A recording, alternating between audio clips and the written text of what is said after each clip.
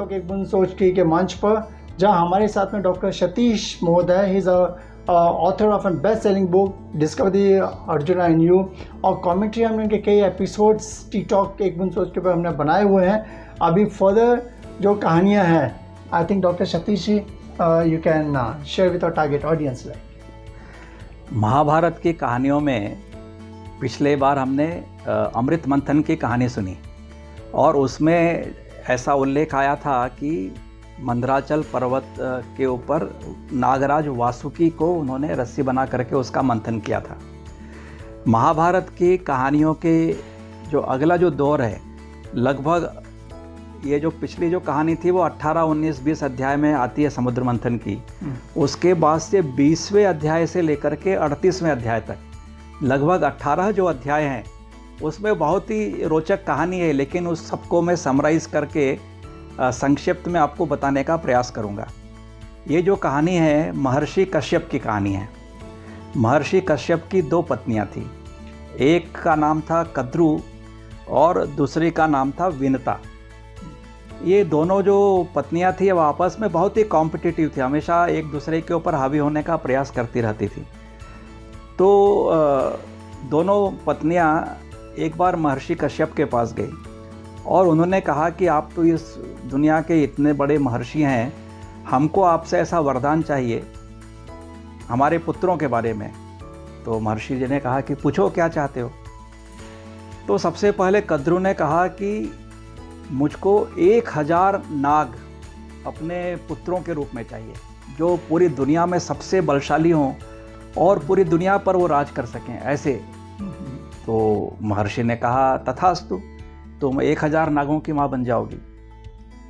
तो अभी विनता से पूछा तुमको क्या चाहिए। तो विनता ने कहा कि मुझे केवल 2 पुत्र चाहिए, और वो 2 पुत्र ऐसे चाहिए जो इन 1000 नागों से ज़्यादा बलशाली हो। दोनों कॉम्पिटिटिव तो थे ही। महर्षि ने कहा तथास्तु। अभी कद्रु जो है वो 1000 नागों की माँ बनी, और महाभारत में ऐसा उल्लेख है कि विनता के 2 पुत्र हुए, अरुण और गरुड़। उसके बारे में भी ऐसी कहानी है कि जब 1000 नाग हो गए और कद्रु बहुत ही अपने आप को इतराती हुई यहाँ वहाँ घूमती थी, और कद्रु के 2 बच्चे होने में बहुत समय लगा। तो एक जो बच्चा हुआ पहला, वो प्री मैच्योर हो गया, वो हुआ अरुण। उसका आधा शरीर ही बना था और उसका जन्म हो गया। तो उस अरुण की कहानी ऐसी महाभारत में चलती है कि वो जाकर के सूर्य का सारथी बना, क्योंकि सूर्य का ताप बहुत था और उससे पूरी धरती जल जाया करती थी। तो देवों ने कहा ब्रह्मा जी से कि ऐसा कुछ करें कि सूर्य का ताप जो है वो कंट्रोलेबल रहे। तो उन्होंने कहा कि अरुण जो है वो सूर्य का ऐसा सारथी बनेगा जो धीरे धीरे उसकी तेज़ी बढ़ाएगा और धीरे धीरे उसकी तेज़ी कम करेगा, ताकि जो प्रकृति है वो पूरे समय लगातार उतनी तेज़ गर्मी में ना रहे। तो ऐसा एक बेटा अरुण जो है वह सूर्य भगवान का सारथी बन गया। अभी ये दोनों जो पत्नियां हैं कद्रु और विनता, ये आपस में कभी ना कभी शर्त लगाती रहती थी। तो जब अमृत मंथन हुआ तो उसमें से उच्छेश्रवा नाम का घोड़ा अश्व निकला था। तो इन दोनों ने एक बार आसमान में उस उच्छेश्रवा घोड़े को उड़ते हुए देखा। एकदम श्वेत घोड़ा था।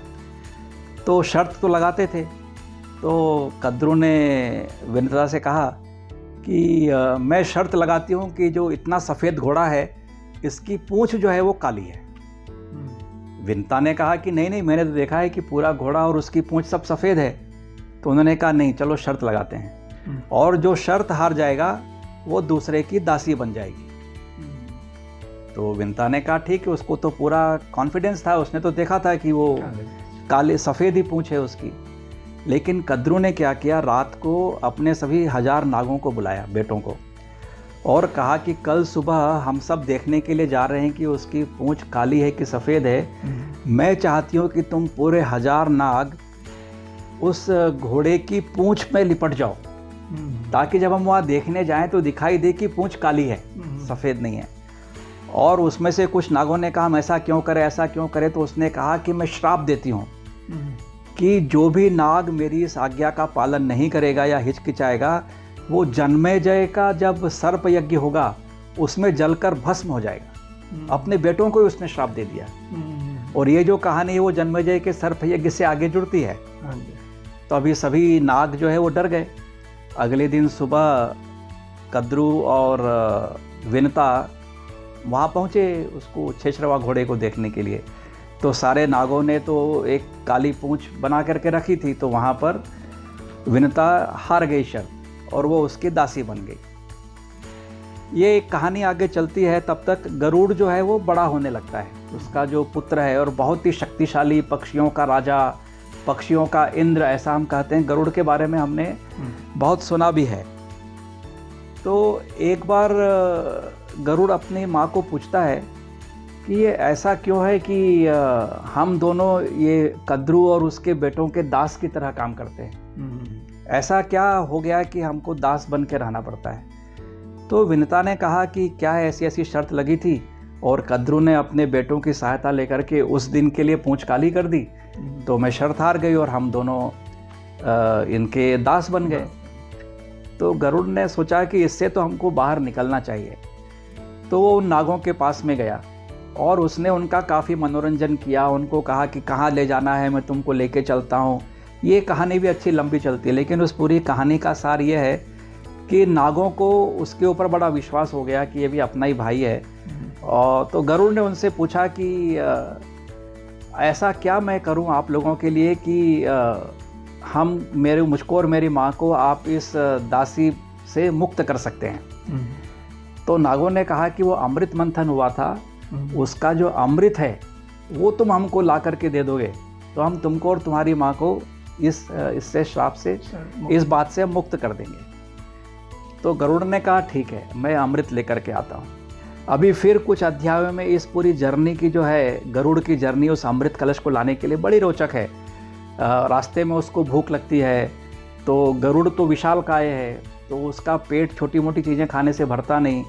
तो वहाँ पर उसको कोई बोलता है कि एक बहुत विशाल हाथी और एक विशाल कछुआ है समुद्र में, उसको तुम खाओगे तुम्हारा पेट भर जाएगा। ऐसी छोटी छोटी कहानियाँ गरुड़ की उस यात्रा की है। और वो सब यात्रा करके वो पहुँचता है जहाँ पर अमृत कलश रखा हुआ है। अभी अमृत कलश जो है वो चक्र से घुमा हुआ था और उसमें प्रवेश करना बड़ा मुश्किल था, लेकिन गरुड़ को ऐसा पावर था कि वो अपने आप को एकदम छोटा भी बना सकता था और अपने आप को बहुत बड़ा भी कर सकता था। तो गरुड़ ने अपने आप को बहुत छोटा किया और चक्र के बीच की जो धुरी होती है उसमें से होकर के वो अमृत कलश तक पहुंच गया।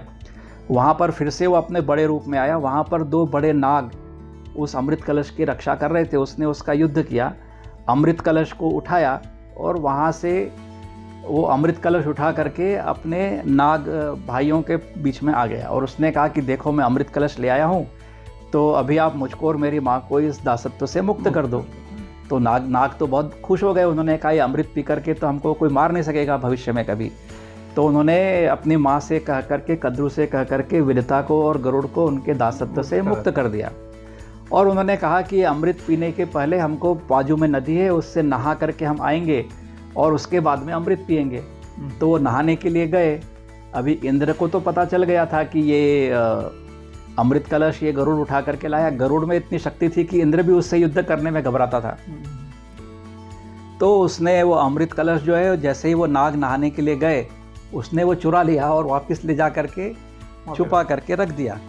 तो लेकिन बात ये हो गई कि गरुड़ और उसकी माँ का दासत्व भी मिट गया और इंद्र को उसका अमृत कलश भी वापस मिल गया।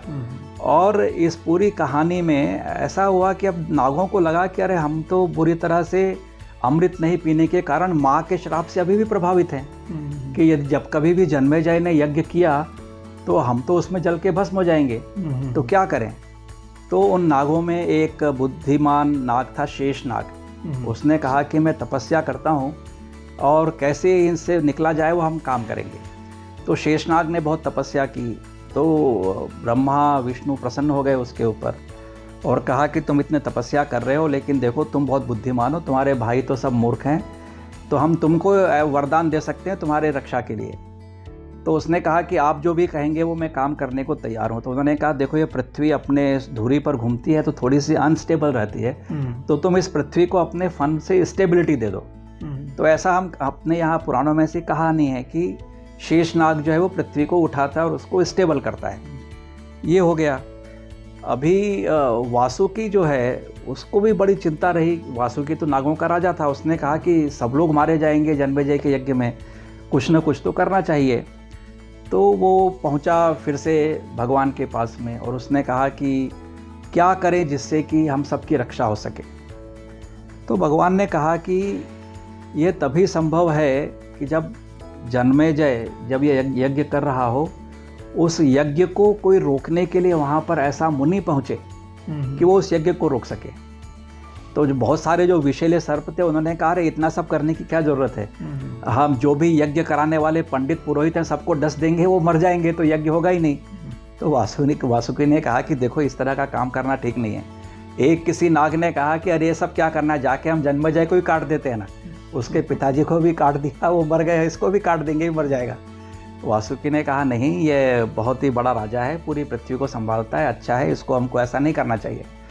तो फाइनली सब में ऐसा एग्रीमेंट हो गया कि ऐसा किया जाए कि कोई ऐसा मुनि हम देखें जो कि इस यज्ञ को रोक सके।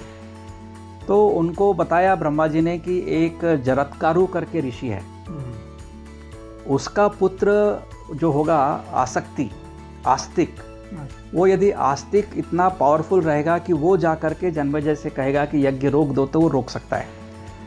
तो उन्होंने कहा कि आस्तिक किसका बेटा होगा, तो उन्होंने कहा जरत्कारु ऋषि का होगा। तो उन्होंने कहा कि जाओ जरत्कारु ऋषि को ढूंढो, ये कौन है जरत्कारु ऋषि और इसका बेटा आस्तिक कहाँ से होगा। तो आज के एपिसोड में हम कहानी यहीं पर रोकते हैं और अगले एपिसोड में ये नाग जो हैं वो कैसे जरत्कारु ऋषि को ढूंढते हैं, जरत्कारु ऋषि कौन है और वो कैसे जा कर के उसका पुत्र जो है वो उस यज्ञ को रोकता है। तो यहाँ तक लेकर के हम कहानी आज की समाप्त करते हैं। तो बहुत ही अच्छे आपने कहानी जैसा मतलब बयान किया। I am sure T Talk audience अगर डॉक्टर सतीश मोहत को सुनते होंगे, I am sure like do catch up with him on our next episode of T Talk एक बूंद सोच की। Thank you very much. Sir, thanks a lot.